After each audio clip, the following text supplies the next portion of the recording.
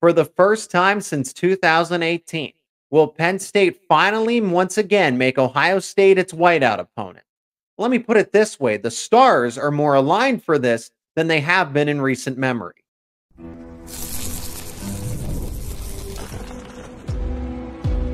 You are Locked On Nittany Lions, your daily podcast on the Penn State Nittany Lions. Part of the Locked On Podcast Network, your team every day. If Fox Sports and Big Noon Kickoff could just do us all a favor, leave this game alone, and Penn State versus Ohio State can finally once again be the whiteout game. This is Locked On Nittany Lions. I'm your host, Zach Seyko, and thanks so much for making us your first listen and watch every single day. We are free and available wherever you get your podcasts, including YouTube. Be a part of the conversation in the comments section. Let me know your thoughts on if Penn State and Ohio State will actually be the whiteout game. We're also going to talk about that 9.5 win total set for Penn State football this season.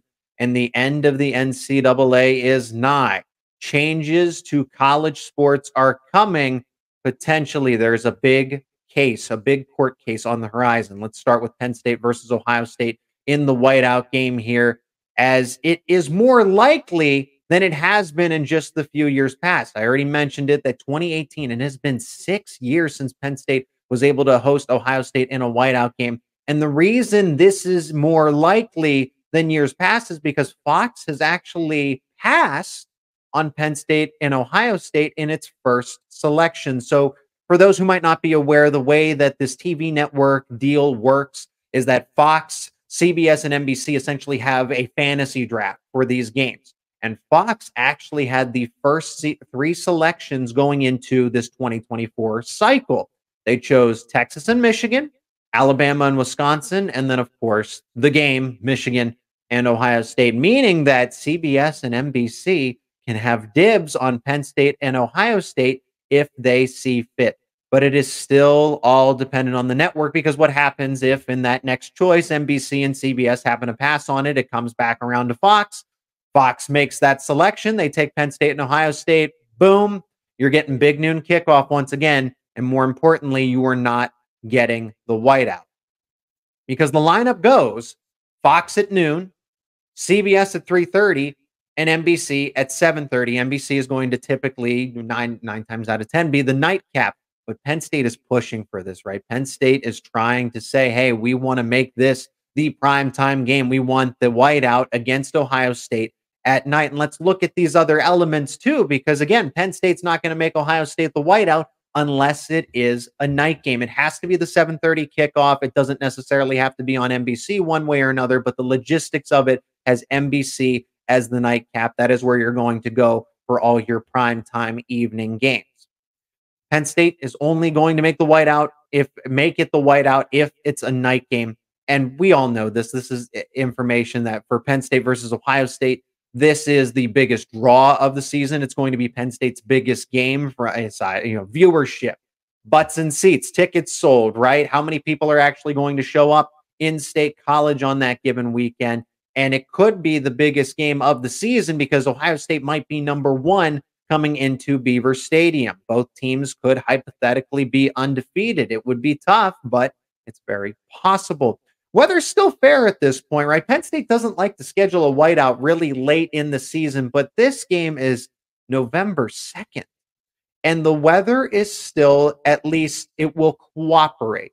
Let's put it that way. It will cooperate. There's not going to be any snowstorms or anything like that. I would hope not. But that's what Penn State's trying to avoid. Penn State wants this game at night. Penn State wants a high-profile opponent, and Penn State wants it to be earlier in the season so that it has better weather. Last whiteout game was in 2018 against Ohio State. So it is time. This is long overdue for Penn State and Ohio State to be the whiteout game. I can see this happening because Fox had passed on it.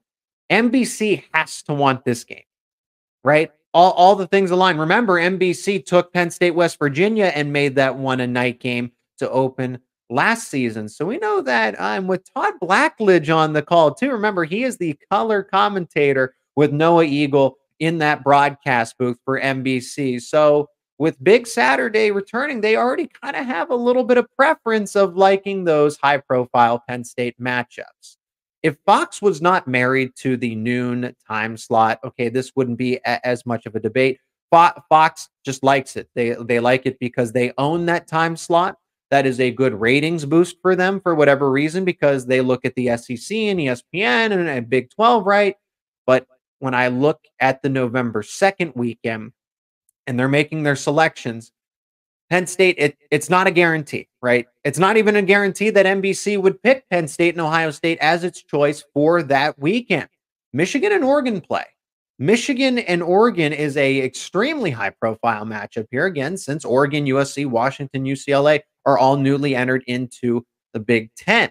But Oregon is at Michigan. So Fox, I don't know their feelings and what Oregon might be saying as, hey, that's a 9 a.m. game for us if you stick us at noon, which means that it might be more likely a leaning towards 3:30 or 7:30. We already saw the one game released, Michigan at USC, which is at 3:30, meaning that it would be a 12:30 kick in terms of the way USC is adjusted. Michigan is going to host that game, but that's going to be rough, right? Those West Coast teams playing 9 a.m. games, that is really going to be rough on the road like that. And then there's Washington and USC that weekend as well. So that Michigan USC is a separate idea, but you get my point, is that those Pac-12 teams coming over to the Big Ten probably aren't going to be subjected often to a 9 a.m. adjustment, meaning that they would play at noon, but it would feel like 9 a.m. to them. I do like it here because you get the feeling that NBC wants this game from the way they scheduled Penn State games last season. Fox passed on it. Fox had the first 3 selections and they said, nope, we are going to pass on Penn State versus Ohio State there. So meaning that Fox could take Michigan and Oregon, CBS could take Washington and USC, and then NBC takes Penn State and Ohio State, and there's your whiteout. Penn State's next best option, only realistic option, is and hopeful that, again, based on the networks, right? What if Fox takes UCLA on October 5th? But that's the only other one that makes sense. I've heard some rumblings that was the expectation, is that Penn State and UCLA was going to be that whiteout game October 5th. But if NBC is taking the Buckeyes and the Nittany Lions, you best believe that Penn State will make some adjustments. Typically, not a November game is something they'd like to avoid, but it's been 6 years. It's going to be Penn State and Ohio State. NBC has to make that selection, though. But I like the chances here that NBC does make that selection. Speaking of schedules and kickoff times and everything, this news is going to happen very fast. So this episode might be a little outdated in just 24, if that, 24 hours, 48 hours time here. But speaking on kickoff times here, Penn State, West Virginia is still to be determined. I was interested to see if that kickoff time was going to be released, since that is a week 1 matchup. ESPN has already been releasing its kickoff times for early games. And people were wondering, is this game going to be moved to a Thursday or a Friday kickoff? Is this going to be a night game? I am fully anticipating a big noon kickoff here. And I know West Virginia got those new alternate uniforms, and that's going to be great with night games. Well, we'll see if they even break out those alternate uniforms for Penn State here. And the reason I say this is because NBC announced its pick for opening weekend, and it's going to take Michigan and Fresno State as the night game. Nobody else has made any other selections. Yes, there is the hypothetical potential that CBS does in fact take that game, but I am anticipating that Fox is going to get its hands on Penn State, West Virginia, and make that a noon kick. As far as NBC taking Michigan and Fresno State, that's not exactly a ratings magnet, if you will. So again, it depends on the draft process, who was picking in what order here. Fox is probably going to take Penn State versus West Virginia here. And that will be, it's going to be a big noon kickoff. But the idea to move it to Thursday or Friday night is difficult. When you remember in 2022 when Penn State would be all for it, right? It's an away game. They are totally okay with that. James Franklin and Penn State would never agree to having a game that's at Beaver Stadium on any other day than Saturday. That's just the fact of the matter. So they are totally fine with an away game changing, especially to open up the season. You have those extra days of preparation for week 2. And James has mentioned that. When you look at 2022, Penn State and Purdue, the announcement for that game being moved came a couple years, or a couple months, I should say, at this time, 2 years ago, a little beforehand. Being in the month of May at this time, it is a little late to make an announcement to say, hey, the game's not actually on Saturday. it's going to be on Friday or Thursday. Penn State's win total is set at 9.5. 9.5. That's an airtight line. Will they cover it? That's coming up next here on Locked On Nittany Lions.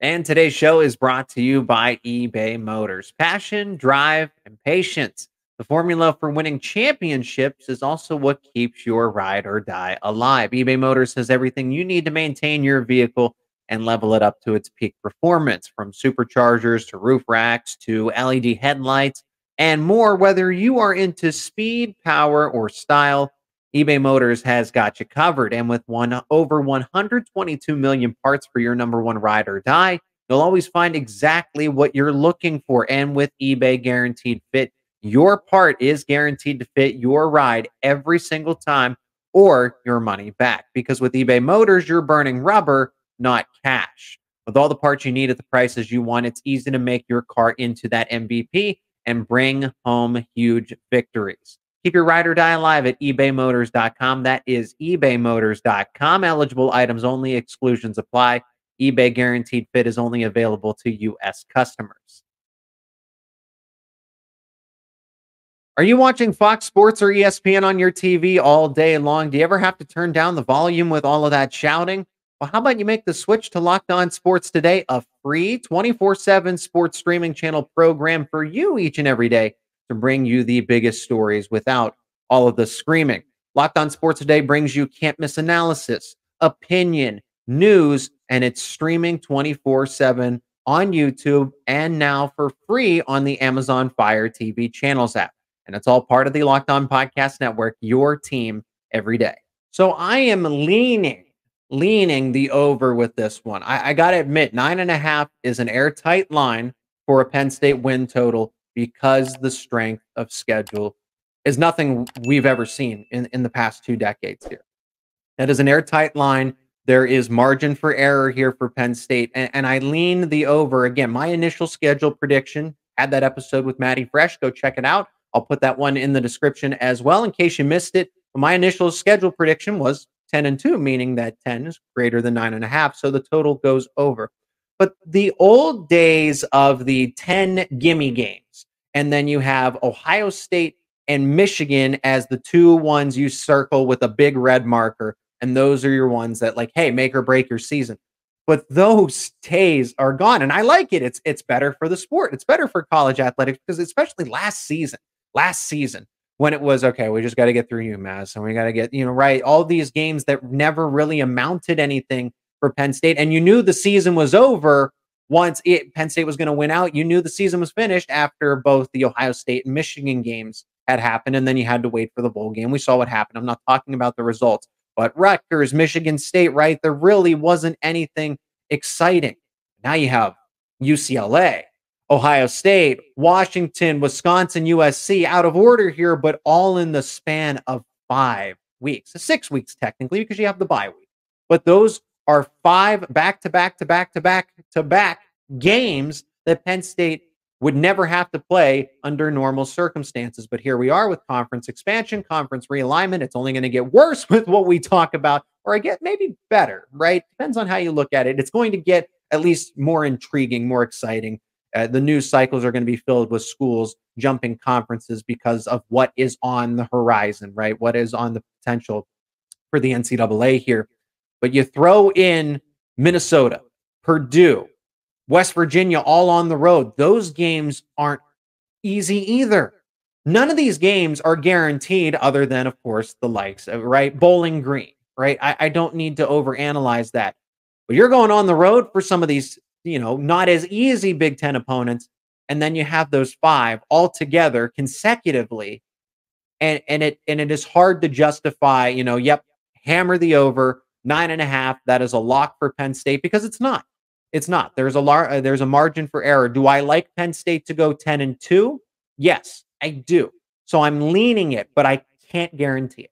I can't guarantee it at this time. On paper, these are all wins. None of them are easy.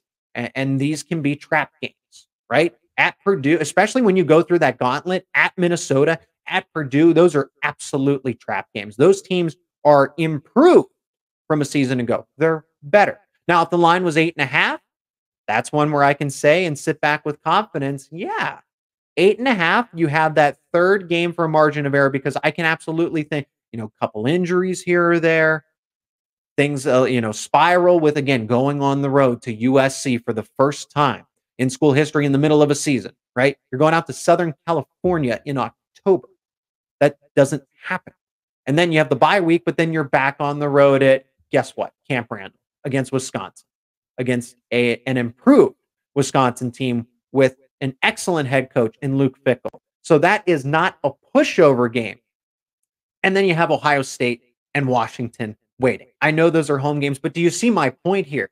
This isn't, again, you have 2 games on the schedule that you need to put every ounce of effort and energy and attention to. And I know what James Franklin says about, hey, we're focusing on a week by week by week. I get that. I understand that. You don't want your team to get tunnel vision, but let's not pretend that Michigan and Ohio State aren't more important than Bowling Green. And you can do that. You can have that kind of vision when you only have 2 games that make or break your season. Now, about 9 games, Penn State has an opportunity to falter. It's great for college football. Penn State's not the only team, the only school that has to deal with this. A lot of other programs will. And I'm very intrigued to see if we're going to see a college football team that goes undefeated in the regular season, wins the conference championship, goes into expanded playoff to win 15, 16 games in a row is going to be very, very difficult, especially with the increased competition. You don't have those cupcake schedules anymore. It's going to be difficult across the board. At 9.5, it's airtight. I like Penn State to go 10-2 and cover that total, but it is not. I want to be honest here. It is not a guarantee. Penn State can easily go 9-3, 8-4 because of that tough 5-game stretch. And now there's this. College football, college athletics, as we know it, could see unprecedented changes. If the NCAA is dead and gone, will Penn State be okay? That's coming up next here on Locked On Nittany Lions. Today's episode is also brought to you by Gametime. You got to download the Gametime app because buying tickets to your favorite events should not be stressful. Are you getting hyped for the NBA playoffs now that we are truly in the thick of it? Picture yourself at one of those live playoff games. Well, Gametime can take that dream and turn it into a reality as the NBA's authorized ticket marketplace. And get this, prices actually will drop on Gametime as tip-off gets closer. Anytime you browse the app, you can eye up those playoff matchups and grab some pretty sweet deals, from the last-minute tickets to one of my favorite features, the panoramic seat views. So you don't have to second-guess yourself. You can get that point of view ahead of time so you know where you will be sitting. Plus, Gametime's got it all with the lowest price guarantee. For last-minute deals, flash deals, zone deals, where you pick a section and then Gametime picks the best seats available. Solid ticket coverage across the board. Enjoy peace of mind with every purchase through Gametime. So are you ready to snag playoff tickets? All you got to do is download the Gametime app, sign up using promo code LOCKEDONCollege for $20 off. Terms apply. Again, create that account, use promo code LOCKEDONCollege for $20 off your first purchase. Download Gametime today. Last minute tickets, lowest price guaranteed. Get ready for this one because the end of the NCAA could be on the horizon with a very important court case. The question everybody is going to be wondering on this show, hey, what's it going to look like for Penn State? How will they adapt? How will they adjust? Will Penn State be okay at the end of the day? And they will absolutely be fine. They will absolutely be fine because of decisions they had made in the past that are just now, you reap what you sow here, and Penn State is going to be fine if and when the NCAA officially comes to an end. And it's solely because Penn State's in the Big Ten. And since the Big Ten will survive, Penn State and all of these other schools will survive as well, the SEC too. That's why conference realignment was so important here. They're going to be able to adapt after the NCAA will have to file bankruptcy. That is what we're talking about here. So all of this stems from a court case where if, right, it's not a guarantee, but it's not looking great. The NCAA doesn't exactly have the best track record in court. But if the NCAA were to lose, they would have to pay $20 billion. That's right, billion with a B. $20 billion in damages to cover different costs related to improperly paying players.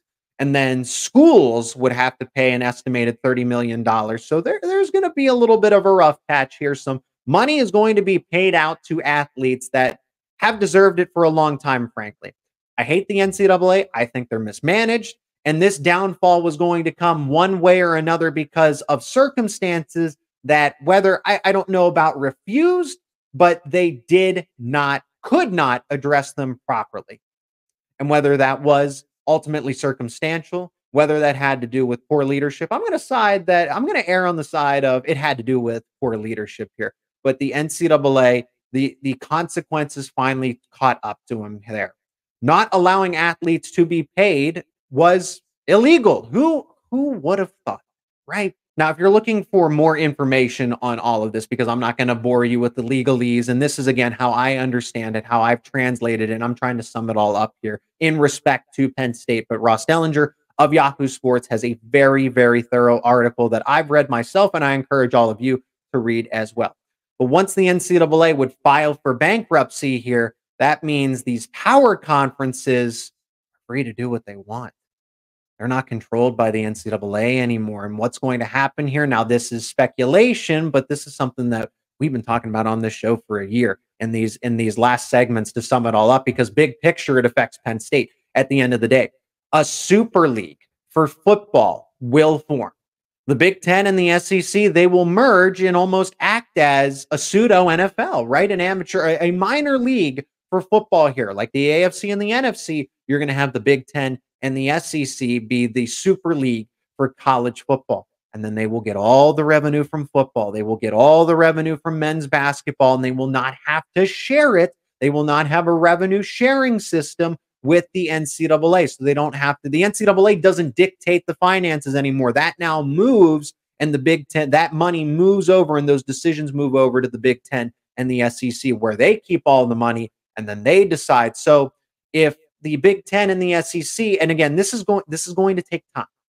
This is going to take time because the schools are going to have to make payouts. The NCAA is going to have to make the biggest payout, but the schools are going to have to make payouts as well.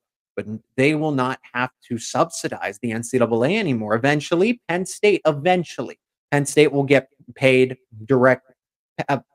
Eventually, Penn State will get paid more money directly because the Big Ten is going to get paid more money directly, right? They're going to get the direct source of revenue when this Super League forms, because it will be the Big Ten and the SEC. So that decision by Penn State to join the Big Ten back in the 90s, heck, it bailed out Rutgers and Maryland, who are in tons and tons of debt. So, good on them. Good on those schools that are not good at managing finances. They really lucked out in this instance here. All of this is going to come at an upfront cost. Like I said, it's going to sting in the beginning, but years down the road, as college football continues to expand and become more of a business, and this is where conference expansion and realignment will go crazy, because they're going to see the dollar amounts that are going to be thrown around, the estimates, and the ACC, again, Pac-12 mismanaged, ACC, all the rumors about schools jumping left and right, the Big 12 again, ESPN and Fox, NBC, and CBS are all they're pushing this. They're driving this because they see what is on the horizon. The death of the NCAA, and then more money for them, right? All of this is coming to them. So that's why you see the separation. Eventually, so the SEC, the Big 12, and the ACC could all merge, but there's not going to be enough pieces of the pie for each of those schools that are already on those ESPN contracts, right? So we're breaking them up by the local channels, the local stations, and ESPN, ABC. Not everyone's going to get the piece of the pie, so that's where they're going to be selective and go to either the Big Ten or whatever the Big Ten and the SEC is going to look. Other big changes that are coming, a salary cap for these football programs that could be around the range of $21 million. So it would be a revenue sharing system, and this is being handled by the courts. So the judge is going to dictate, the courts are going to decide the ruling, and then the judge is going to lay down the law here. Whether or not you agree with the way that it should be handled, I feel like the NCAA's had how many years to figure this out? And it's only gotten to this point. because what they were scared, they were challenged, right? I don't know what the ultimate issue was, but this is what it's come to. This is what it's come to here, and it's basically going to mimic what the NFL is.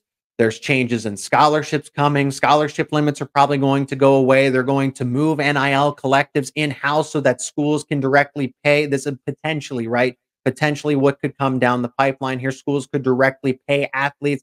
Then that talks about the possibility of an employment. There is so much to discuss. And I think Penn State, with Pat Kraft at the helm, is more than well equipped to handle what is set to be decreed, right? This is going to happen in a couple of weeks. Now, these changes are going to be instituted over time, but this announcement, as far as what college football and college athletics will look like going forward, is going to happen in a matter of weeks. And then those changes could come, right, in 2025, 2026, moving forward. Penn State is well equipped to handle all of this. Bottom line, Penn State is safe. Penn State is going to be able to adapt with the changing times and be out in front of it as well.